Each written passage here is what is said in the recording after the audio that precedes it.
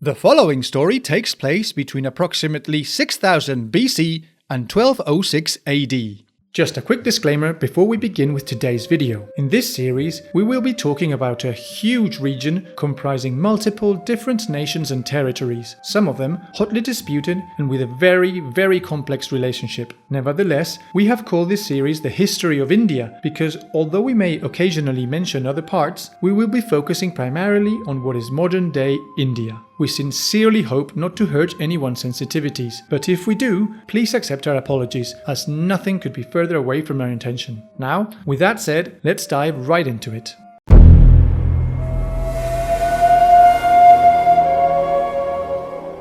This is the peninsula of the Hindustan, what we currently know as India, although that name wouldn't be associated with the territory for a long time. It is an unbelievably large and diverse region. For example, in the north we have the Himalayas, which form a natural border with China, Nepal and Bhutan. To the east we find the lush tropical jungles of Bengal, as well as Bangladesh, a country located in the delta of the rivers Ganges and Brahmaputra, which separated from India as part of Pakistan when India became independent from the British Empire, only to then become independent from Pakistan itself in the 1970s. But that's a can of worms that we'll leave for another future video. I don't have time to explain it right now. To the west we find the Thar Desert in the state of Rajasthan, which borders with the modern-day country of Pakistan, as does the region of Punjab. And then a bit further north we have the disputed territories of Jammu and Kashmir and the desert territory of Ladakh.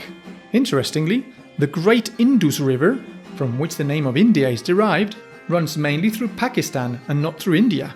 In the central region we have the Deccan Plateau, crisscrossed by several rivers like the Narmada, Tapi, Godavari and Krishna, and nestled between two large mountain ranges, the eastern and western Ghats, also known as the Sahyadri Range, which come together in the Nilgiri Mountains in the south. Lastly, in the far south we have the island of Ceylon, which became the independent country known as Sri Lanka.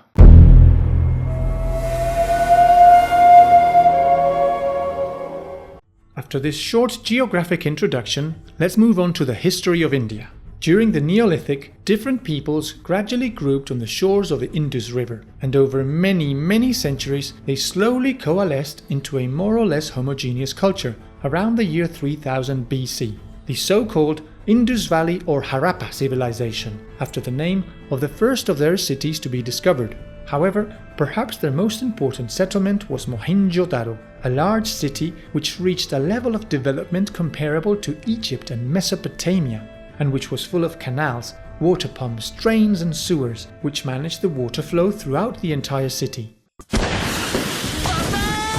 Their adobe homes were organized into a grid, and in the western part, archaeologists have found a huge walled citadel containing large baths of unknown purpose, probably something religious. They also had workshops, mills, granaries and commercial ports, where they traded flax, cotton and plenty of other stuff. Their main crops were barley, wheat, peas and legumes, and based on the statues and figurines that they left behind, it appears that they worshipped some kind of goddess of fertility. They worship a fertility goddess with 16 teats. And what makes this particular area so fertile? Well, it turns out that every year, between the months of July and August, that region receives the monsoon, a period of falling temperatures and torrential rain that alleviate the stifling heat and make the arid terrain extremely fruitful. This cycle of heaven and hell is repeated every year, and that led the inhabitants to have a circular conception of time and existence.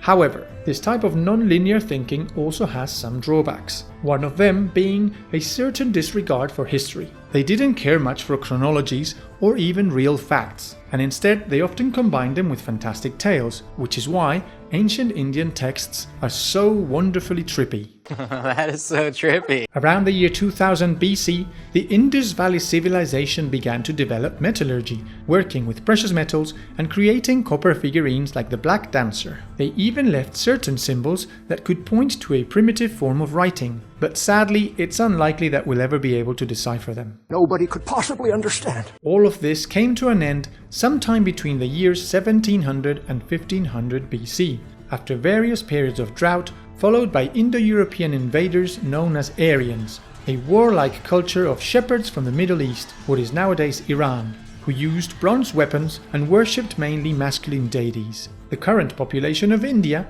is a mix between these people and the previous inhabitants of the Indus Valley. This was the start of the Vedic period.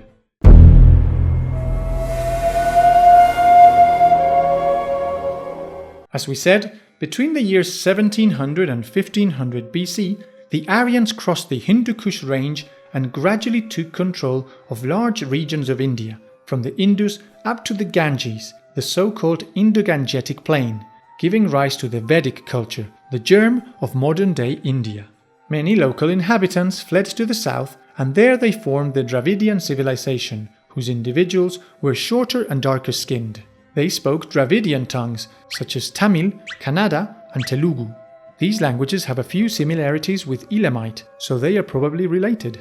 The Vedic people were organized into nomadic shepherding tribes, and the leaders of these tribes eventually became kings. These were the first Janapadas, or small monarchies which were not hereditary, but elected by assemblies of nobles. It is believed that one of these states, Kuru, located around modern-day Delhi, was the first to start smelting iron. My own giant robot. These Vedic peoples also created Sanskrit, a sacred language used by the high classes of Vedic Hindu tribes. Meanwhile, the lower classes used variations such as Pali and Prakrit, which would later evolve into modern-day Hindi and Urdu, among others. They also developed a writing system, Brahmi, with a syllabary of unknown origin. Some experts think it may come from the ancient syllabary of the Indus Valley or else the Aramaic alphabet. Either way, this writing system later gave rise to others like Devanagari, which is widespread in India nowadays. Around the year 1500 BC, the religions of Indo-Aryans and Dravidians, who believed in entities like Brahma, creator of the universe, gradually combined and gave rise to what would eventually become Hinduism, the religion practiced by 80% of modern Indians. Their beliefs are collected in 4 books, the Vedas, with the oldest being the Rig Veda, as well as other works like the Upanishads, some rather more mystical texts. It appears that some parts were taken from Babylonian legends, since the stories tell of Manu,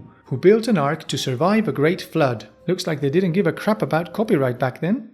I'm gonna sue you! These Aryans elevated natural phenomena into powerful gods. For a long time, they believed in Dieus, which would later derive into other gods such as Diaus Pitar, Zeus Pater, and our modern Western god, syncretized with Yahweh. But these gradually lost sway in favor of others like Indra, god of rain and lightning, Varuna, god of the skies, Agni, god of fire, Surya and Chandra, the sun and the moon, and so on. There were many deities. However, at that time there were still no public constructions or images of them, and their rituals basically consisted in reading the Vedas and sacrificing animals. These ancient Hindus associated fire with purity, which is why cremations were far more common than burials.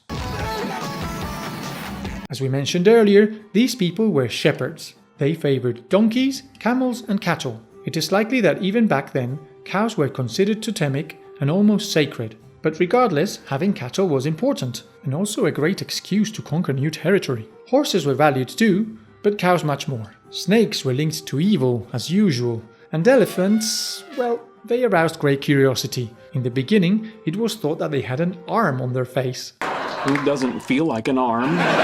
The world's longest epic poem, the Mahabharata, written much later, tells of a great war that took place during this time between 2 northern clans, the Pandavas and the Kauravas, who were annihilated. Mind you, it is thought that this is more legend than truth, all based on a relatively minor quarrel between tribes that was gradually blown out of all proportion. Another epic poem is the Ramayana, which tells the story of Prince Rama, exiled from the royal court together with his brother and his girl Sita. The demon king of Ceylon, Ravana, kidnapped her, and Rama set out to rescue her with the help of an army of battle apes headed by the giant monkey god Hanuman. You should check it out, it's totally bonkers. What the hell have you people been smoking out there? Over time, the Aryans found it necessary to start organizing their society, and this is when the famous caste system first appeared. It is believed that the original idea was to avoid mixing their blood with that of darker-skinned Dravidian people. That does sound quite Aryan. This led to the creation of 4 groups who were not allowed to intermingle or change their hierarchical position. And each had different rights, of course. The Kshatriya, or Rajanya, were the warrior aristocracy. The Brahmin were the priests. The Vaishya were the farmers, artisans and traders, and the Shudra were laborers and slaves. And then there were the Parya, or untouchables, who were out of the system altogether. Poor lot. This is not working for me as a lifestyle choice. Later, the Brahmin priests took over the top tier, since they were the only ones who could confer that special divine character upon rulers. To avoid complaints and unrest, they came up with the doctrine of karma, which says that if you are very, very well behaved, then, in the next life, perhaps, you may be born in a higher caste. Yeah, good luck with that.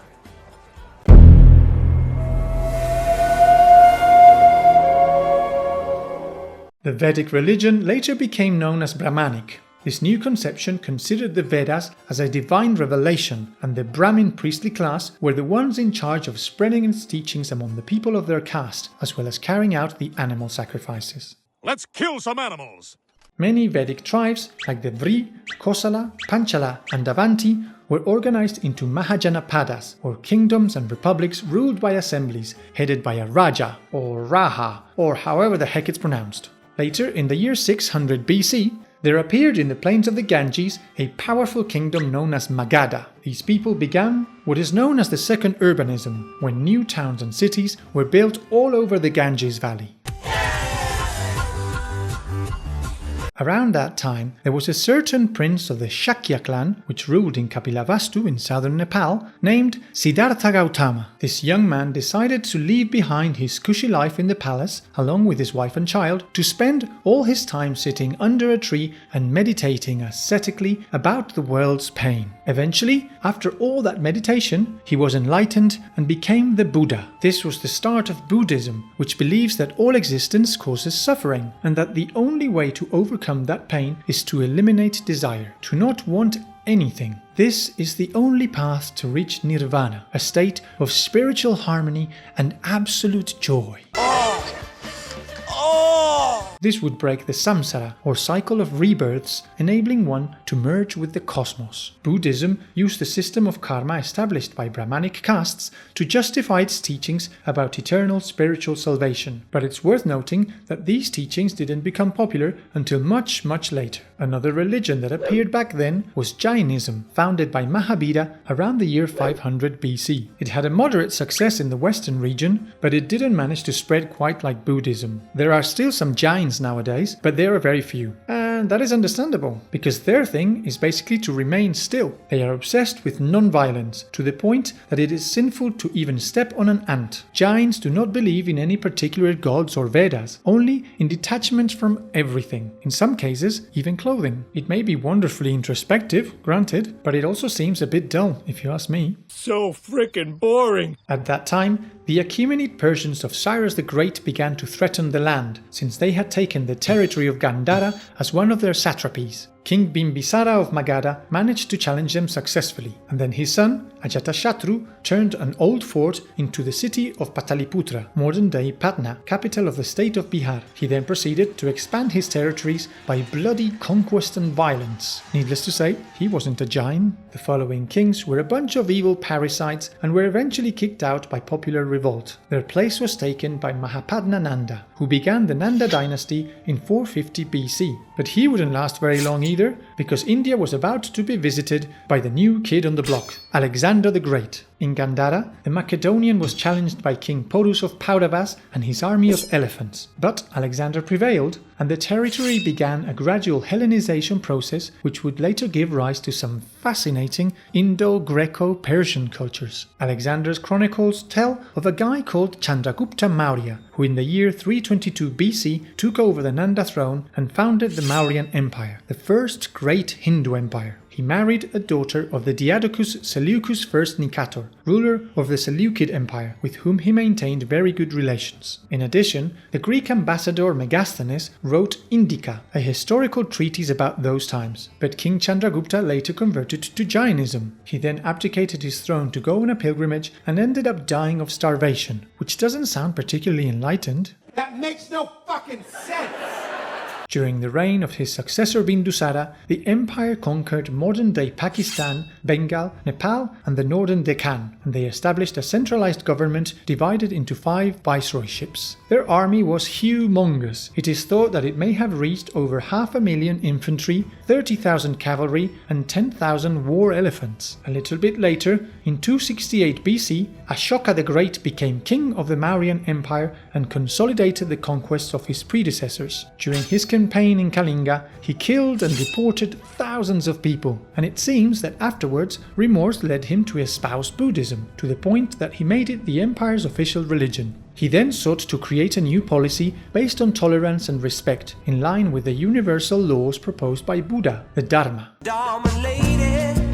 Although he now rejected violence and conquest, he did admit that it was still necessary in some cases. These new values were taught and spread throughout the land by means of huge monolithic pillars known as stambha or lat. They didn't quite manage to reach the small Dravidian kingdoms in the south, in modern-day Tamil Nadu and Kerala, like Chola, Pandya, Chera and Anuradhapura, but apparently they held very good relations nevertheless. The problem was that most people were completely illiterate, so the approach to homogenizing the commoners was through beautiful art. This was how true Hindu art began to develop, albeit with a significant dose of Persian influence. Ashoka built a magnificent palace at Pataliputra, among other constructions, like the Sanchi Stupa, a funerary monument to commemorate the death of the Buddha and his reaching nirvana, and which allegedly held some of his relics. Its great dome symbolizes the heavens and is thus surrounded by the Vedika, a barrier with 4 axes or toranas placed at the cardinal points. Other relevant works of art were the Sarnath Lion Capital of Ashoka, which has become the Indian national emblem, and the Yakshini, female sandstone sculptures which show the first signs of a typically Hindu artistic style. Unfortunately,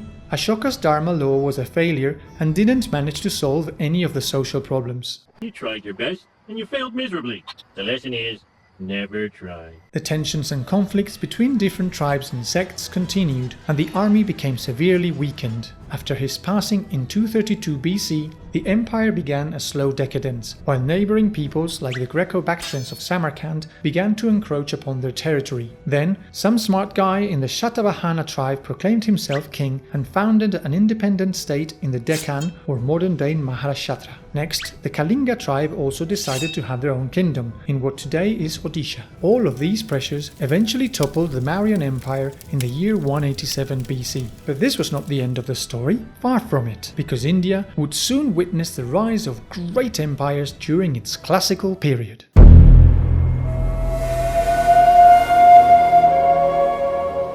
In the year 187 BC, the great empire built by the Maurya fell, and that region of India was left divided into multiple states. The northern part was ruled by the Shunga dynasty, a Brahmanic family after their leader Pushyamitra murdered the last Maurya king.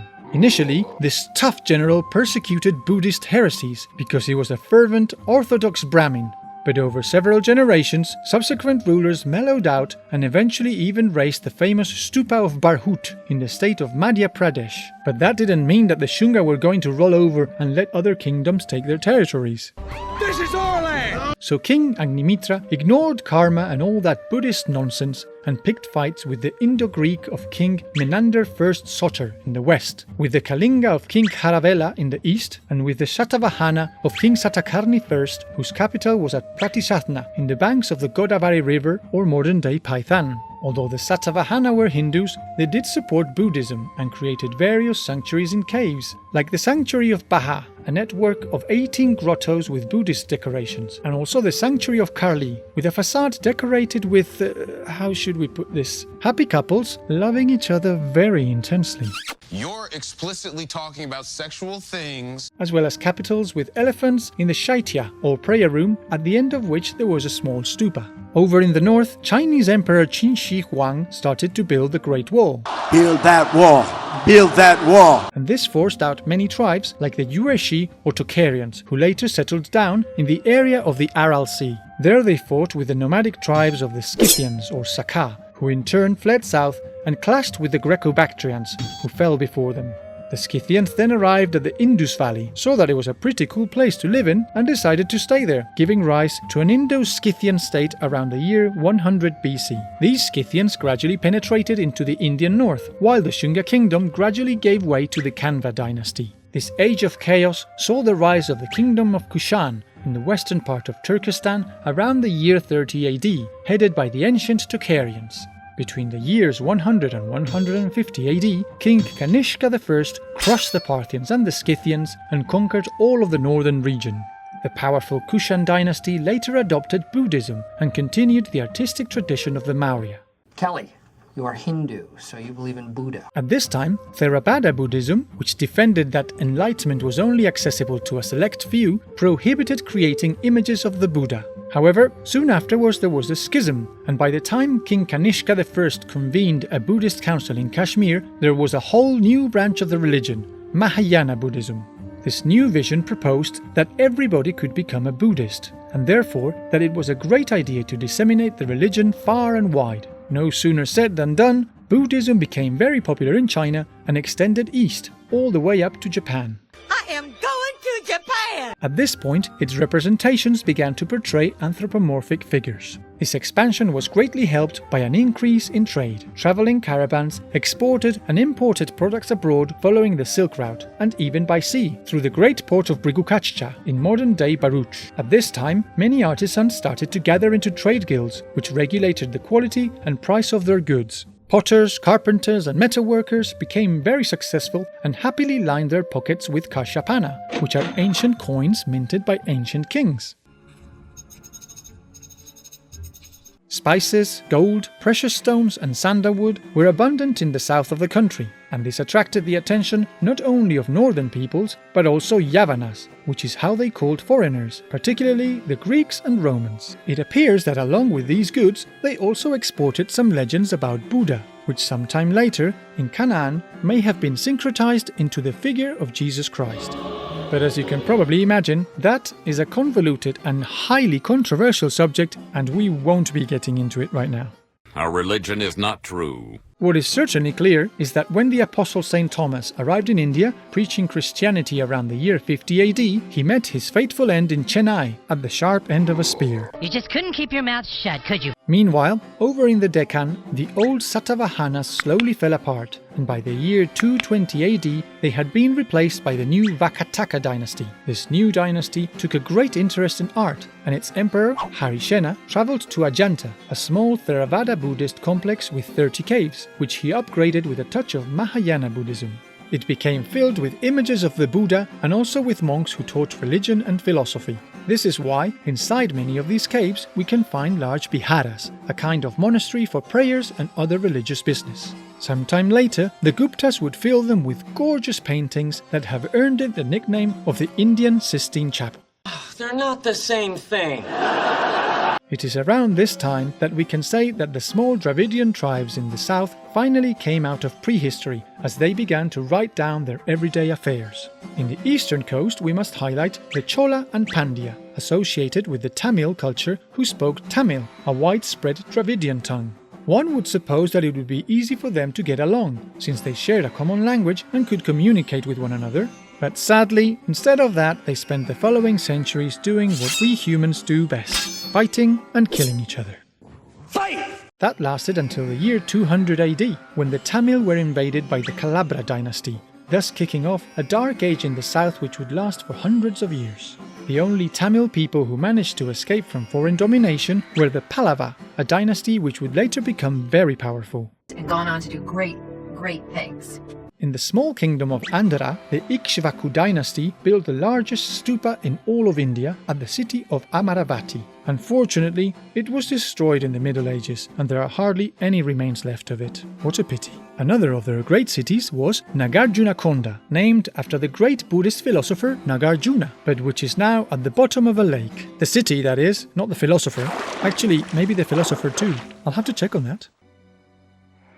Meanwhile, over in the ancient Magadha kingdom, the Guptas took control of Pataliputra and its surroundings around the year 320 AD. Their leader at the time was Chandragupta I. Yes, that's right, he was named like the founder of the Maurya Empire, and that is no coincidence. I want to be just like him. This guy admired the legendary king and had set out to reclaim the prestige that his kingdom had reached in the past, and so he went round a-conquering as if there were no tomorrow. The Kushan dynasty fell around the year 340 AD, when it was absorbed by the Gupta kingdom led by Samudragupta. Soon after that, the Kalinga and Andhra fell too, leaving the Gupta as the hegemonic empire in all of northern India. I will rule.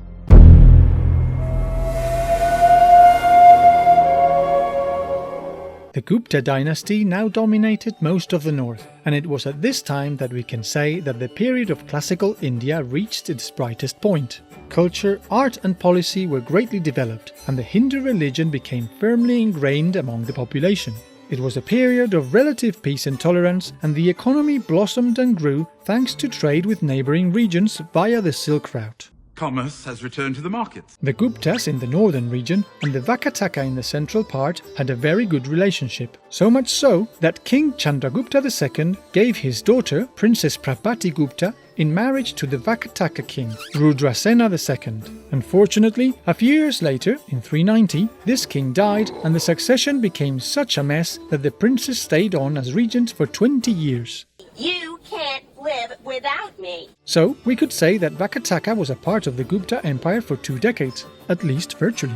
Unfortunately, other than some notable exceptions like this, ancient Indian women didn't enjoy much equality. For example, in certain tribes, when a man died in war, his widow was burned together with him on the funeral pyre, so the poor helpless woman wouldn't have to endure life without her husband. Inconceivable! Yep, you heard that right. This practice, called sati, was finally abolished in 1920. But apparently, there are still some widow burners left out there. In the realm of science, it is worth mentioning Aryabhata, a mathematician and astronomer who is considered to have popularized the decimal system, including the number 0. So one could say he is famous for nothing. Later, thanks to the Arabs, this numerical system reached the West and gradually evolved into the numbers that most of us know and use nowadays. A certain tabletop game from that time, called Chaturanaga, became very popular, and over the centuries it evolved into our modern-day game of chess. Never play the board, always the man. The Sanskrit language had a period of great splendor and expanded throughout all of the Hindustan, enabling many literary works to reach a large population. One of the most famous writers was Kalidasa, a member of the Gupta court who is thought to have been born in Ujjain, at the feet of the Himalayas. He composed multiple poems and also wrote theatre scripts, like Sakuntala, which is kind of a mix between Cinderella and Lord of the Rings. For real. In general, these theatrical representations simply sought to entertain the audience rather than present dramatic stories. One would assume that people already had enough drama in their lives with the whole caste business. Sanskrit was also the language used for works like the Dharma Sastra regarding rights and laws, and the Kama Sutra, the famous Hindu guide to spicing up the bedroom in creative and acrobatic ways. In a variety of sexually explicit positions. Meanwhile, others preferred to seek love by playing the veena, an ancient kind of lute. This was also the time when the University of Nalanda was founded in the modern state of Bihar, where Buddhist monks came from all over Asia to study ancient texts by candlelight for endless hours. Sounds fun? So boring.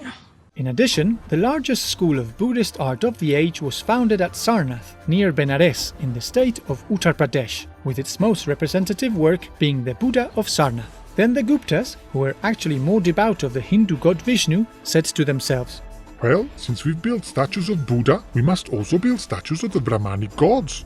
And that was how the Hindu gods began to be represented. The northerners were mainly fans of Vishnu, the preserver, while the southerners were more into Shiva, the destroyer. Sounds pretty scary. And talking of destruction, yes, the Hindus do believe in the apocalypse, the end of their temporal cycle, or kalpa, which is supposed to last for over 4 billion years. This kalpa is divided into 14 mini-cycles, or manvantara, each with its own particular creation and destruction.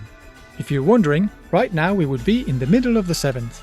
But in any case, the cycles were so long that nobody really cared too much about them. I don't care about any of that. What they finally did start caring about was recording historical facts. First bards and later priests wrote the Puranas, which include traditional myths and legends, but that is a big subject that we'll leave for a future video. The Guptas also created a powerful army, comprised mainly of archers who made their bows and arrows out of bamboo and other materials. They also used long swords, javelins, armoured war elephants and even catapults. They occasionally used war chariots, but the Indians were never big fans of horses, and they clearly didn't have quite the same breeds as those from Iran and Afghanistan.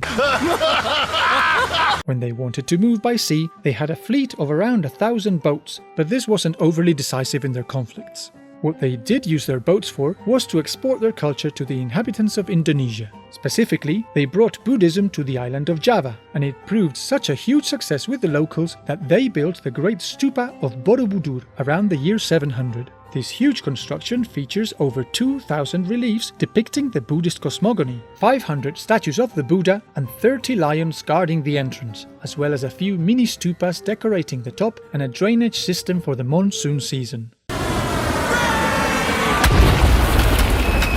But while Buddhism kept growing in popularity abroad, back in India, among the Guptas, it slowly started to wane as people returned to older cults, particularly Brahmanism, which would eventually become the Hindu religion. Shortly afterwards, the great majority of the population espoused the Hindu gods and kicked out Buddhism, which survived mainly in the northernmost regions. In fact, Buddhists comprised just 2% of modern India. These northern Buddhists influenced the Tibetans, who later created Lamaistic Buddhism. Up until that moment, these Tibetans had held animistic and shamanistic beliefs known as Bon. Buongiorno. Bon appetit. Bon Jovi. This new Buddhism is sometimes called Tantric Buddhism or Vajrayana, and we could say that it seeks a third path, somewhere between the other two branches of Theravada and Mahayana Buddhism we mentioned earlier. Its goal is basically to reach enlightenment as soon as possible, and it incorporated some female deities and a slightly more esoteric vibe. Many years later, the leader of these people would be called the Dalai Lama. This guru is supposed to be a reincarnation of a mystic preacher called Avalokitesvara. When he dies, his second, the Panchen Lama, is in charge of finding a child with some special characteristics, who will then become the new Dalai Lama. He has special powers. Towards the year 350, some nomadic tribes from Central Asia started to arrive little by little to the region of Turkestan. These were the Huns, specifically the branch of the White Huns or Hephthalites. The Guptas managed to contain them for over a century, but eventually, in the year 490 AD, they were overrun and their dynasty collapsed. All good things must come to an end. This marked the beginning of the late classical period in Indian history, which was more chaotic but also very interesting.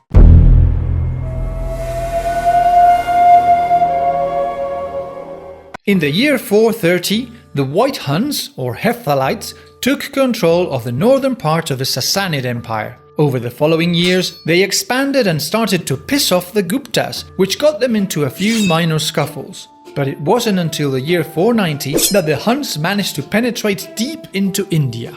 Soon afterwards, the Vakataka Empire, a key ally of the ruling Gupta clan, was toppled and replaced by the kingdoms of Kalachuri and Chalukya, and that was the last nail in the coffin for these promoters of Buddhism. Buddha, we may have a problem. This put an end to the unity between clans which had brought so much prosperity over the years, and instead caused India to become fragmented into small fiefdoms of warring castes, more concerned with their petty local affairs than a grand national vision. Trade and commerce dried up, and most societies gradually returned to agriculture, in what many consider a sort of feudal period in the history of India. Interestingly, this coincided in time with a similar situation in Europe during the Middle Ages. This went on for a long time, and although several empires rose and fell during that period, none of them managed to regain the splendor achieved by the Guptas. Well, at least until the 16th century, when the fearsome Mongol army arrived. They destroyed my home! Around the year 600, the Guptas held control over the historical city of Magadha, while other western tribes, the Maukari and Pushyabhuti, formed an alliance and created the Empire of Harsha, named after its first king, Harsha, who ruled from Kanauj in the province of Uttar Pradesh. Under him, India managed to regain some of its former Gupta prosperity, but it wouldn't last for very long, just about half a century. Still, the guy somehow found time for plenty of writing, including several theatre plays. Right around that time, the Hindu Brahmins reinstated the caste system among rebel estates, and so this priestly class became the head honchos. They commissioned the construction of grand temples to honor Vishnu and other Hindu gods. The religion became increasingly strict and closed, since spiritual leaders took a very dim view of jumping on a boat destined for Indonesia or even Europe. I mean, if merely being in the presence of an untouchable was so bad that they had to cleanse and purify themselves, you can imagine what they thought of mixing with foreigners who were outside the caste system altogether. Ugh! That's disgusting. Around the year 590, in the southern part of the Indian subcontinent, the kingdom of Pandya managed to regain its independence after having been dominated by the Kalabra dynasty for a long time. Good for them. However, the ones who expanded the most were the Chalukyas, even rivaling the Harsha for hegemony over the region of the Deccan. The Chalukyan king who led this empire to glory was Pulakeshin II. Under his rule, they expanded throughout the modern states of Maharashtra, Karnataka and part of Gujarat, where they had violent clashes with the Gurjar dynasty. By around 630, they controlled practically all of the central and southern Hindustan. In addition to the art of cutting off heads, they were also very good at sculpture and architecture, as well as devout worshippers of Shiva, the god of destruction, to whom they dedicated temples like the one at Lad Khan, or the complex of monuments at Patadakal, comprised by 3 main Dravidian temples made out of red sandstone and which are nowadays protected as a UNESCO World Heritage Site. This was when the Shikhara, those famous bell-shaped towers typical of the northern regions, first appeared. Over in the south they also started building towers, but these were pyramid-shaped, the so-called Vimanas. Not to be confused with Vimana, which can also be a kind of flying chariot often favored by the coolest deities in Hindu mythology. At this time, India began to receive waves of Zoroastrian immigrants who came to be known as the Parsis. These poor devils were fleeing for their lives from the Sassanid Persian Empire, pushed by the arrival of new groups of Arab peoples who professed the new Muslim religion and who were forcing everyone to choose between converting to Islam or being converted into a corpse. I don't have much of a choice. That was when the outer edges of the Umayyad Caliphate came up against India.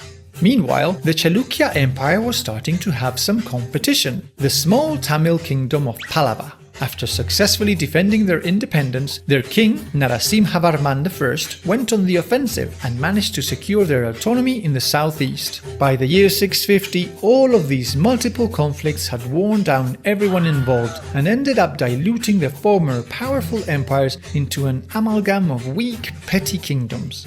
Without a doubt, the main beneficiaries of all this confusion were the Pallava, who managed to take the Chalukyan capital, Vatapi, in modern-day Badami, and then liked and subscribed to the channel, just like you should do.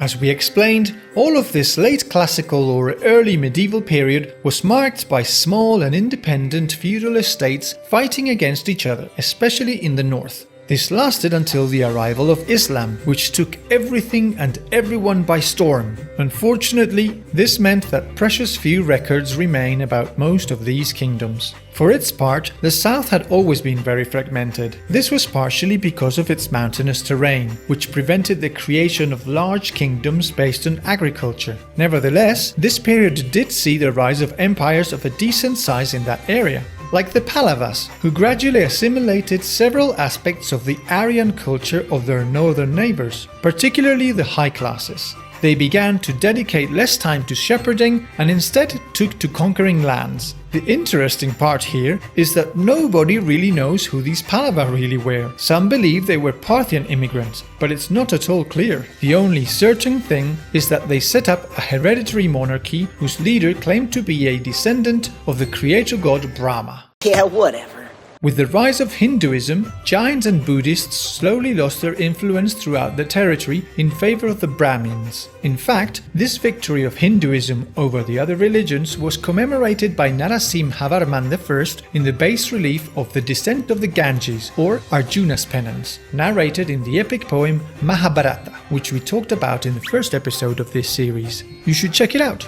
That work is part of the group of monuments at Mamallapuram or Mahabalipuram temples, which also include the complex of Pancharathas, the temple of Thirukadal Malai, and the Shore temple, built by Narasimhavarman II around the year 700, and which can be found, as its name indicates, on the shores of the Bay of Bengal. It's easy to remember and it doesn't invite a lot of questions. Then, right around that time, the Chalukyas rose in power once again and pushed back the Pallavas to regain their lost territory. And now let's return to the unstable north for a while, which was witnessing the birth of a new kingdom founded by the Kanauj dynasty. It started off very strong and conquered plenty of territories right out of the gate. However, this only lasted until the arrival of the Kashmiris, who then took it all over. But one kingdom which did manage to gain its independence was Nepal, whose king Gunakamadeva founded the capital of Kathmandu in 723 and restored the ancient temple of Pashupatinath. Another group of people who became important at this time were the Rajputs, a clan of fierce warriors from Sindh, nowadays known as Rajasthan.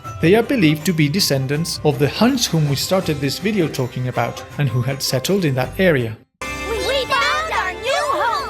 Meanwhile, a clan of Guptas who had somehow managed to remain unconquered reclaimed part of their old kingdom from the Kashmiris and founded the new Pala Empire in 750. Their first leader was Gopala, and then his successor, Dharmapala, continued to expand their domains. Around that same year 750, the Chalukya finally went down the drain and were replaced by the Rashtrakuta dynasty, who continued the worship of Shiva. These lot left us the Ellora cave complex, very close to Ajanta, which combined Hinduist and Buddhist art and includes the famous temple of Kailasha, erected by King Krishna I and intended to serve as Shiva's abode. Here we can see a transition from the cave temples that were more common in Buddhism to the construction of freestanding buildings. However, this particular temple wasn't built by stacking up bricks, but instead by chipping away at the rock of the mountain where it is ensconced. That explains why it took almost a century to complete. Around that time, a very important philosopher named Adi Shankara was born. He created a movement that sought to distill Vedic philosophy by eliminating the most confusing and complicated aspects, including strange rituals, making it simpler. This doctrine, known as Advaita Vedanta, maintains that the myriads of Hindu gods are really just different manifestations of a single one, Brahma, who we humble humans are unable to perceive clearly because we have a distorted sense of reality.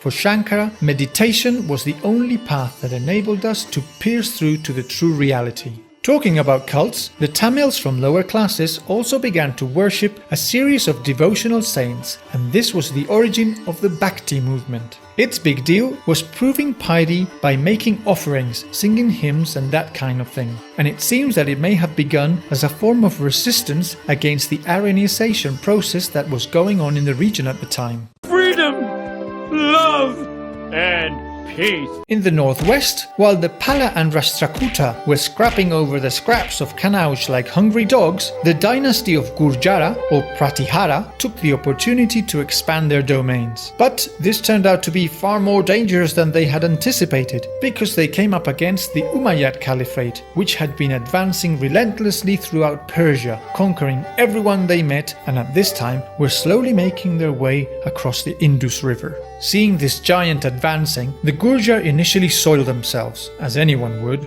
but it appears that the first contact with the Abbasids, Saffarids of Sistan and Samanids was rather cordial.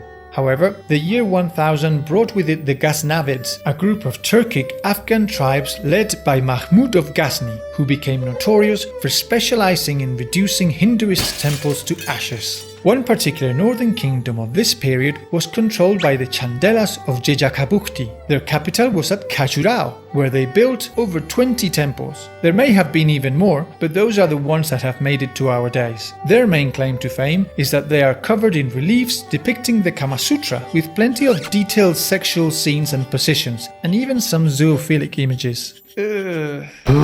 Up until this time, the Chola had remained as a relatively small kingdom in southern India by wisely staying out of trouble. But around 840 they hit their stride, and by the year 900 they had taken over Pandya, led by their king Parantaka I. The Chalukya, who had sought to reclaim their power at the end of this century, were no match for the Chola, who by the year 1000 controlled almost the entire eastern seaboard of the peninsula, all the way up to Bengal. This happened during the reigns of Rajaraja I and his son Rajendra I, who turned the Chola into a powerful maritime and trading empire, with boats that crossed the Indian Ocean on their way to China and other nations in Southeast Asia. Their main commercial rival was the kingdom of Srivijaya from the island of Sumatra, which dominated part of what today are Indonesia and Malaysia. These two kings constructed the temple of Brihadesvara or Raja Rajesvaram in honor of Shiva, including a 70-meter-tall Vimana. The temple was located at their capital of Tanjore, which became one of the main political and cultural hubs during these chaotic times. Between the reigns of Kulothunga I and Rajaraja II, the kingdom of Chola experienced a golden period, but then subsequent rulers made a mess of things and gradually lost more and more territory. For example, the Hoysala dynasty created a small fief in the state of Karnataka around the year 1100. There they built temples with a star-shaped floor plan in the style of Vesara. One example is the temple of Kedareshwara. Another Tamil temple worth mentioning is the temple of Sri Ranganathaswamy, dedicated to Vishnu and which nowadays is the largest active Hindu temple. The place is full of gopurams, or pyramidal gate towers, decorated with thousands of painted reliefs and statues, although a large part of what we can see nowadays was added later, since it was destroyed and rebuilt several times. It's factory paint, same as original. The Jains were another group who left us wonderful architecture. In the north, we have the complex of Dilwara in Mount Abu in Rajasthan, while in the south, we have the complex of Shravana Belgola in the state of Karnataka. There, they also built the huge granite Gomateshwara statue of a holy figure named Bahubali. Now let's return to the action. At this point, some estates like the Kalachuri and Yadava, which up to then had been tributaries of the Chalukya, rebelled and formed their own kingdoms. The former wouldn't last very long, while the latter did manage to gain control over the Deccan for a while, until the Turks arrived. And that's because at this time, the north of India was gradually being invaded by Arabs and Turks. Around the year 1100, the Sena dynasty of Bengal fought against the Pala, seeking to take over their lands, even though they were both Buddhists and their cultures were practically identical. Why must they always fight? This culture maintained its influence over wide areas of Southeast Asia, like Java and Cambodia, where they built spectacular mountain temples. And of course, in Cambodia, occupied by the Khmer Empire in the midst of the Golden Age, they raised the super famous Hindu temple of Angkor Wat, dedicated to Vishnu. As you can see, the chaotic north became crowded with minor regional states that came and went. The situation didn't look like it was going to improve, and indeed it didn't, because these peoples made the big mistake of not uniting to combat the looming Muslim threat that had been growing for several centuries. I'm scared.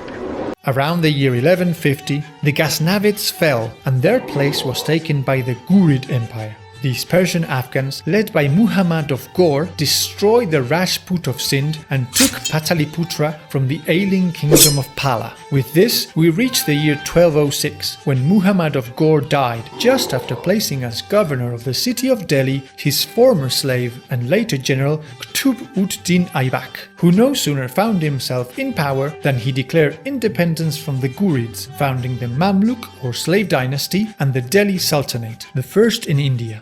This point is generally considered to be the end of the classical period and start of the Middle Ages in India. And the rest is history. If you enjoyed this video, don't forget to subscribe to the channel and leave us a big like. Take care, and I'll see you in the next video.